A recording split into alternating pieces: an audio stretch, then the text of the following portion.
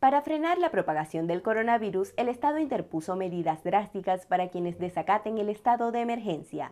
Sin embargo, aún continúan las intervenciones a los irresponsables.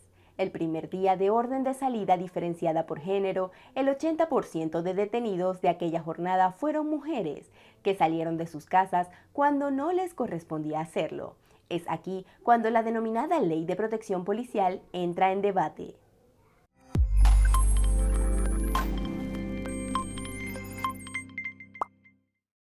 Viernes 3 de abril, San Juan del Lurigancho. Efectivos de la comisaría de San Elizabeth patrullan una de las zonas más pobladas del Perú. Señores, tomen conciencia.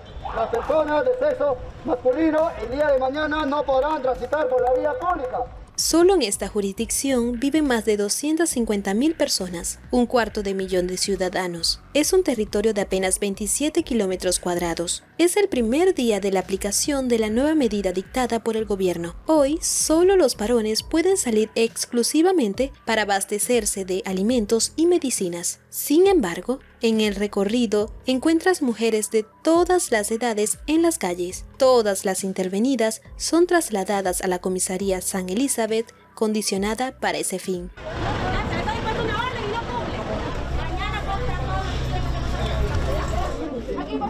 En la comisaría se ha habilitado el Coliseo como zona de reclusión temporal. Se le pide, por favor, ayuden a la Policía Nacional del Perú.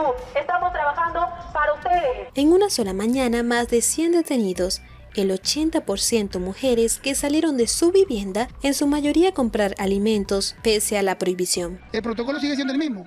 Se les retiene las 4 horas, se les notifica con anti-intervención, se perenniza en el sistema y de reincidir, por ejemplo, una persona sale mañana mismo, ya se le detiene, se le comunica al Ministerio Público porque hay una reincidencia y sobre todo porque no hay un acatamiento a la disposición policial y menos a la autoridad política. Se observa cómo los efectivos policiales cerraron locales de ventas de licor, librerías, talleres mecánicos y hasta construcción clandestina. Usted está contratando mano de obra con albañiles y esto está prohibido. Los agentes, al mismo tiempo, realizan labor instructiva exigiendo el uso de mascarillas y colocándoles tapaboca a los transeúntes que no cuenten con unos. Pero una de las actividades más difíciles de controlar es el servicio de mototaxis, también prohibido durante esta cuarentena. En esta coyuntura, el comisario de Santa Elizabeth se ha convertido en todo un personaje. Con un peculiar estilo operativo, el mayor Ricardo Vargas se pone al frente de sus hombres y mujeres y se expone con ello no solo al contagio del COVID-19, sino también a las agresiones de quienes se resistan a las intervenciones. Es en momentos como estos que la línea se divide entre el uso proporcional de la fuerza, del exceso, se torna borroso. En estado de emergencia están suspendidos los derechos constitucionales a la libertad personal, la libertad de tránsito, la inviolabilidad de domicilio y la libertad de reunión. Una situación en la que es importantísimo que las Fuerzas Armadas y policiales le hagan cumplir la ley, pero sin caer en excesos. Sin embargo, hace unas semanas, el presidente del Congreso promulgó la llamada Ley de Protección Policial, una norma que exime de responsabilidad penal al personal de las Fuerzas Armadas y de la Policía Nacional, que en cumplimiento de su función constitucional y el uso de sus armas como medio de defensa en forma reglamentaria, cause lesiones o muertes. Porque eso es lo que el pueblo está reclamando en este momento. Principio de autoridad, seguridad y respaldo a nuestros militares y policías que están cumpliendo abnegadamente con su deber. Absolutamente innecesaria, ¿no? No vivimos una situación en la que tengamos decenas de casos de efectivos policiales sobre los cuales... Pese a que acaba de ser publicada, no se trata de una norma nueva que acaba de ser elaborada por el Congreso para la coyuntura especial. En realidad es una ley que tiene su génesis en el caso Elvis Miranda, suboficial de la Policía Nacional, que el 13 de enero del año pasado abatió con un arma de reglamento a un presunto asaltante. Para la Fiscalía, la circunstancia del hecho no estaba del todo clara, y unas semanas después, el Poder Judicial le dictó 7 meses de prisión preventiva, una medida nada popular en un contexto de seguridad ciudadana que fue abiertamente cuestionada por el entonces ministro del Interior y por el propio presidente Martín Vizcarra. Un mes después del incidente, el Poder Judicial emitió un habeas corpus presentado a su favor y el suboficial Miranda fue liberado. Lo metieron preso varios meses, al final era inocente, pero se tuvo que soportar un montón de meses de prisión de manera injusta. Si un policía va a la cárcel, va a mezclarse con los delincuentes que él mismo está deteniendo. Si un policía va a la cárcel, pierde su carrera, pierde el tiempo, deja en el desamparo a su familia, no percibe ingresos, es un desastre. El policía tiene que ser defendido, el militar tiene que ser defendido. Jorge del Castillo fue el autor de una de las propuestas legislativas inspiradas en Elvis Miranda. La Comisión de Defensa del Congreso que él presidía aprobó finalmente una norma que recogía las 4 iniciativas, y el Congreso la envió al Poder Ejecutivo para su promulgación, pero ese poder del Estado ni la observó ni la promulgó en el plazo de ley, y poco antes de que ésta se decidiera, el presidente disolvió el Congreso. Constitucionalmente, La Ley de Protección Policial, o gatillo fácil como lo llaman sus críticos, quedó entonces durmiendo en el sueño de los justos, pero apenas entró en funciones el nuevo Congreso, su presidente la publicó como ordena la Constitución, junto a normas que habían quedado en el tintero.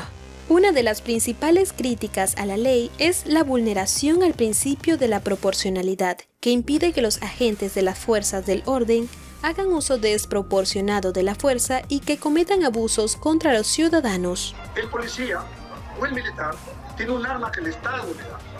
¿Para qué le da? ¿Para que la tenga guardada? ¿Para que sea un aditamento, un adorno? No. La da para que en caso de necesidad extrema, en cual va a defender la vida de otras personas o su propia vida, el policía o el militar la pueden usar. Y si causa lesiones o muerte, y lo ha hecho de acuerdo a los reglamentos y la ley, no tiene responsabilidad.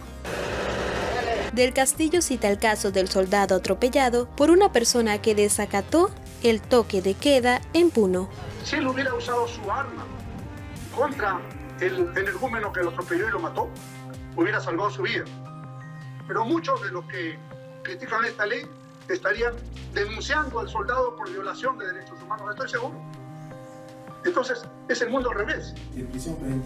La Ley de Protección Judicial también prohíbe que los jueces dicten prisión preliminar o preventiva contra un policía o militar que haya herido o abatido con su arma u otro medio a un presunto delincuente, una disposición que vulnera la independencia de poderes.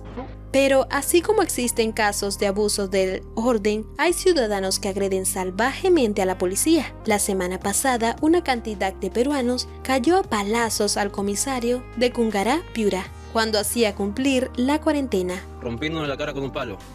Han agredido a varios policías, les han roto la nariz. Realmente creo que ese es un tema en el cual hay que tener equilibrio. Ahora, puede haber hechos aislados de abuso en un lado o en otro, eso es cierto.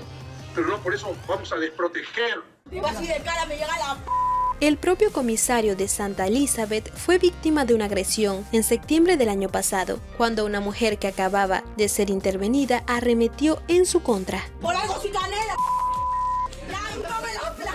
El video se viralizó en las redes sociales, pero lo que no fue viral es lo que sucedió segundos después. Ahora todo el peso de la ley te va a caer.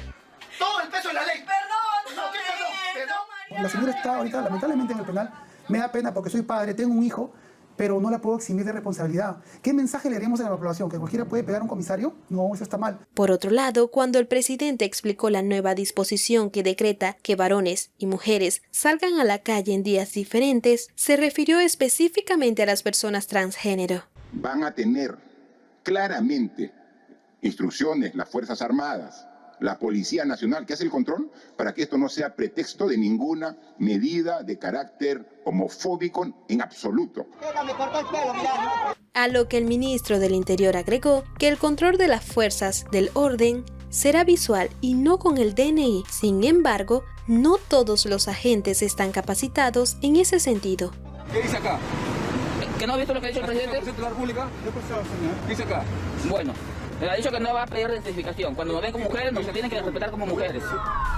La Defensoría del Pueblo se ha pronunciado en contra de la Ley de Protección Policial porque vulnera el principio de proporcionalidad recogido en la Constitución. También organismos internacionales como la ONU o la Corte Interamericana de Derechos Humanos han expresado su preocupación por una ley que podría impedir investigar y sancionar los responsables de violaciones de derechos humanos, especialmente tratándose de agentes del Estado. El órgano encargado de derogarla es el Tribunal Constitucional, pero mientras eso no ocurra, serán los jueces los responsables de su aplicación.